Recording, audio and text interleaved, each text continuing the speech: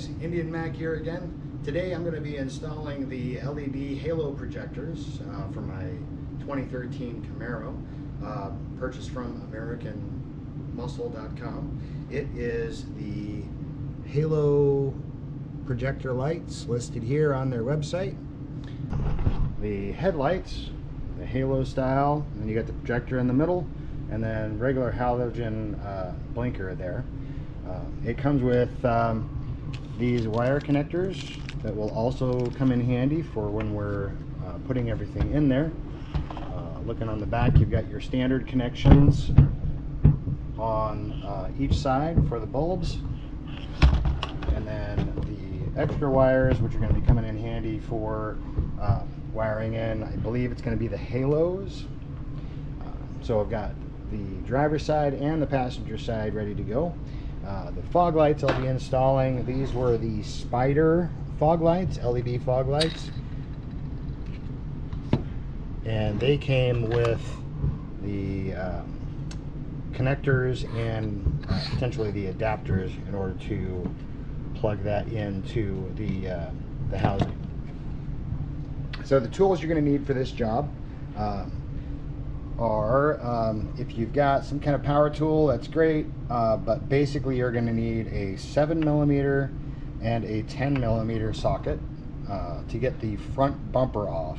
You got to take the bumper off in order to get to the headlight housing. If you're only going to do the fog lights, you can actually get through that a little bit easier through the side skirts. Some sort of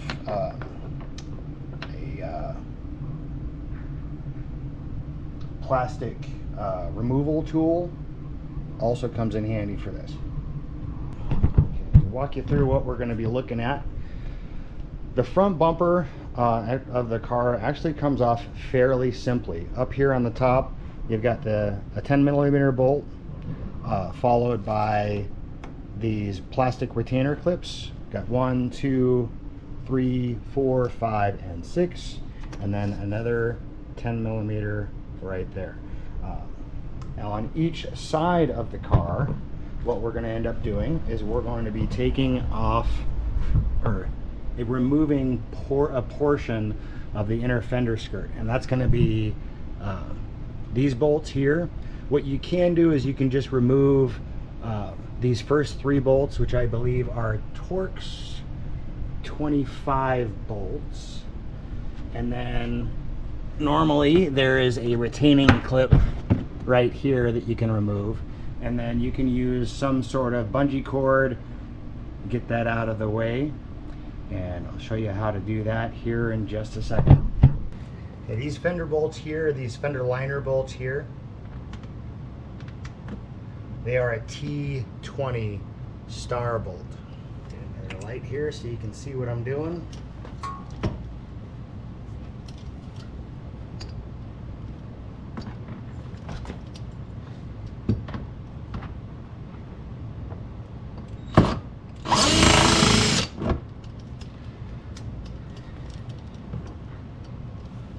You can do this without a power tool, but I've said it before and I'll say it again, power tools make life so much easier.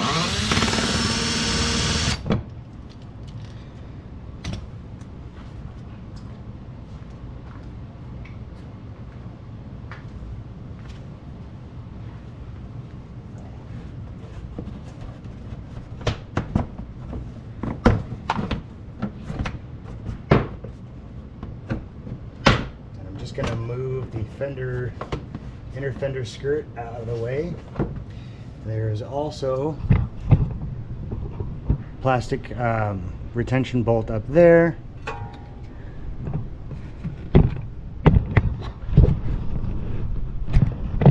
Kind of forgot about that one. This is where these removal tools come in handy. Just pop the center portion out, and then the rest will come out with it. Normally you just pop this center portion out like that, and then push it in again, and the rest of the tension retainer, the rest of it comes out. And now we should be able to move this out of the way enough so that we can we can get a hold of everything we need to get in there.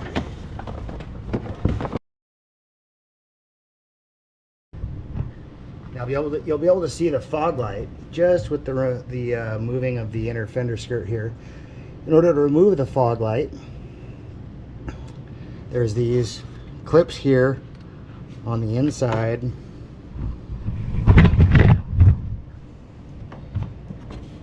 These clips will pop out the outside portion of the fog light, which then will allow us to move the fog light there. I'm not going to worry about that right now, because since I'm doing the full headlights and everything, which is up here on the top, I'm going to be removing the bumper anyway, and I'd rather just do that while I have the bumper off. For the inner bolts of the bumper, you'll see those right here, and the 7mm is right here, and the 10mm is right here. So I'm going to remove that 7mm from the bottom.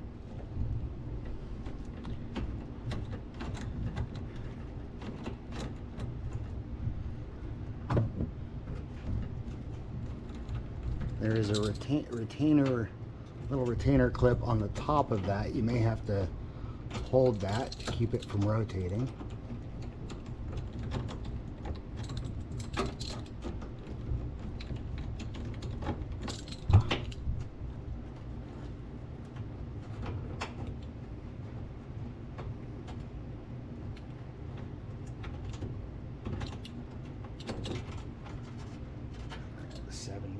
Is out.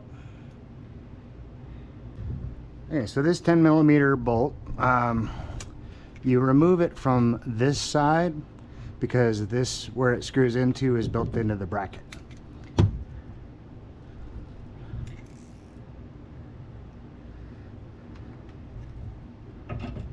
If you have a ratcheting 10mm wrench, that will make things so much quicker and easier.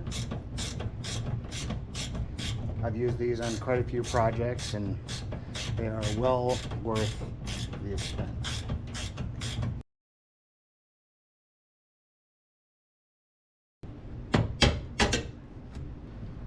And now you can see both the 7mm and the 10mm are out, and now you can see how that separates from the frame mount.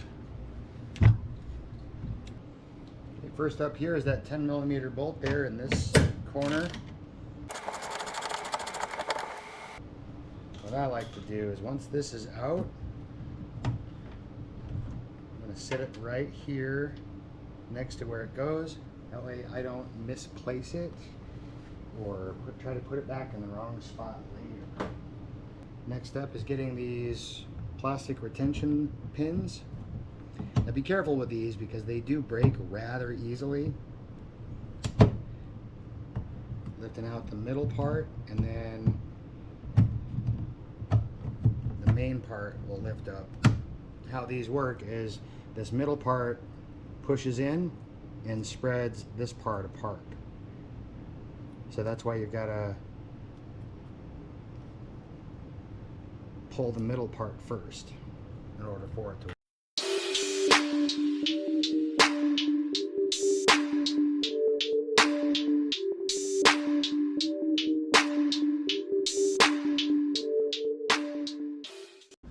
Again, we've got these T20 bolts, 3 of those, and then the one plastic retention clip on the top and the inside.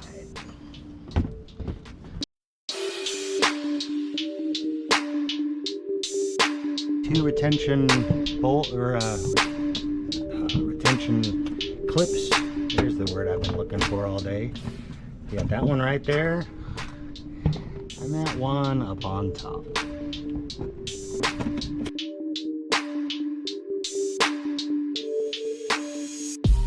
Get to 10mm and the 7mm, just like before.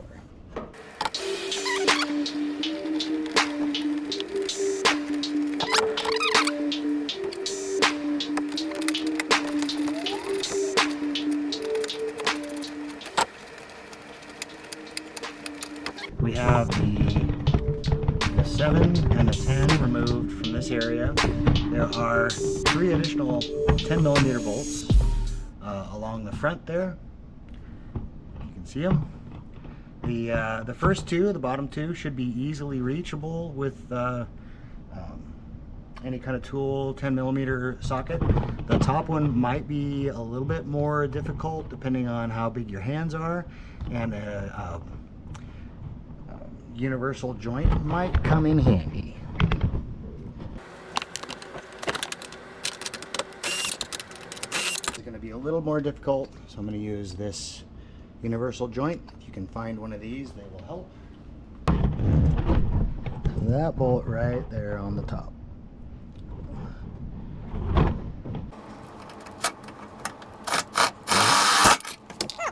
There are 2 bolts underneath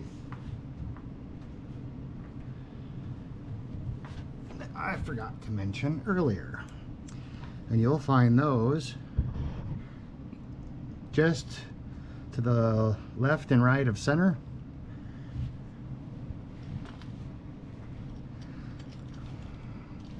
Don't mind my scratched up bumper.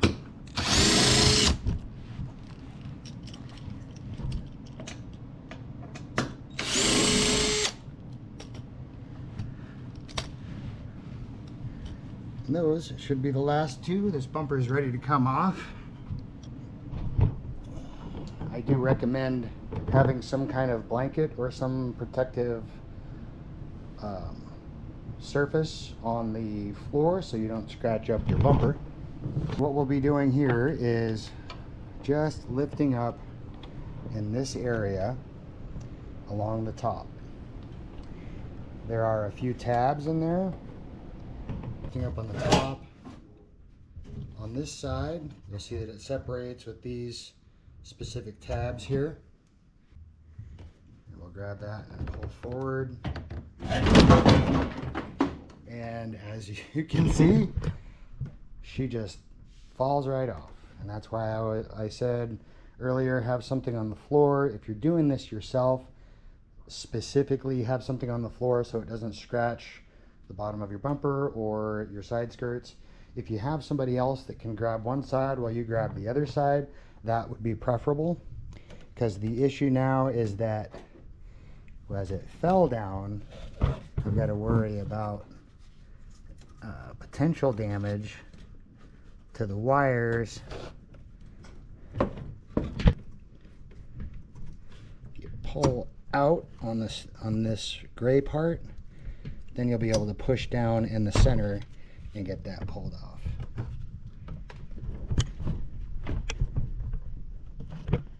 And now the whole bumper is free of the car, which can be a little scary. We are looking at replacing these. So in order to replace these, we've got bolts on the top, look like more 7mm. There's a tab here, and then more 7mm on the bottom.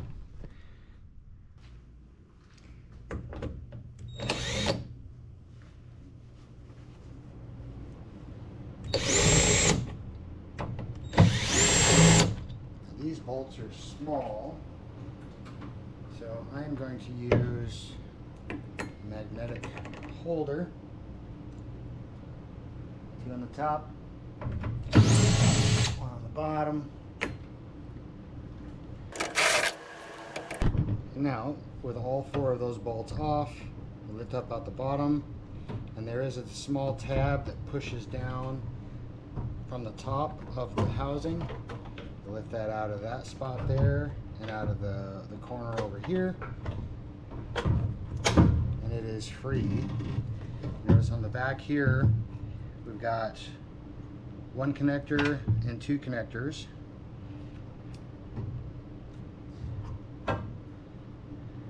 These connectors you pull out, and then you can push in and it'll come out. So just keep in mind, just remember the green one is for the regular headlight and the other one is for the blinker. Should be pretty easy to remember after all is said and done, because they will only fit certain ways. And these should pull right off there.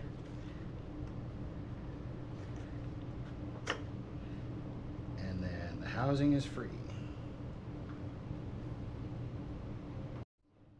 Okay, for the install of the new headlight, we've got 3 connection points. So the first connection point is for the blinker, second is for the regular headlight, and they are pretty much just plug in, feel the click, same thing here, plug in,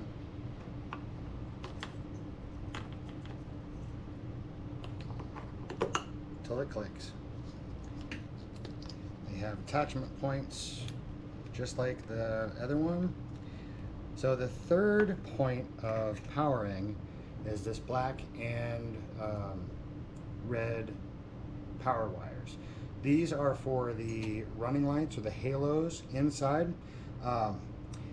It's going to be up to you to find a keyed or switched power source for it. I haven't made up my mind on which one I'm going to use yet, so I'm not going to hook that up just yet. But now that the main power is hooked up, we can reline this back up into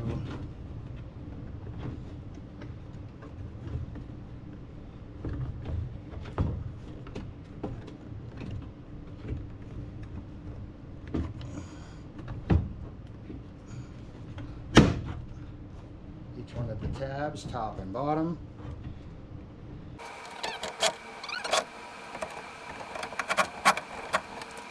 So to rehash, reattaching the headlight, we got the 7mm on the top, lines up in this tab right here as well as this tab. If you angle it from the top, line up that tab, and then click it down, this one will line up. And then make sure to get this bolt and this bolt, all 7mm, put back in. It's a perfect fit in the housing for the OEM fit, and you can see the difference in the look between the OEM and this aftermarket one. And if we click the button on the key on the remote, you can see that it lights up. Looks like it's supposed to look. We need to adjust it later on. We can do so using this attachment right here. It does stick out a little bit more than stock. So other than that, that is how you install the headlight. Same exact process for the headlight on the other side, and then the reversal for reattaching the bumper. Removing the bumper is the hardest part and will take the most time.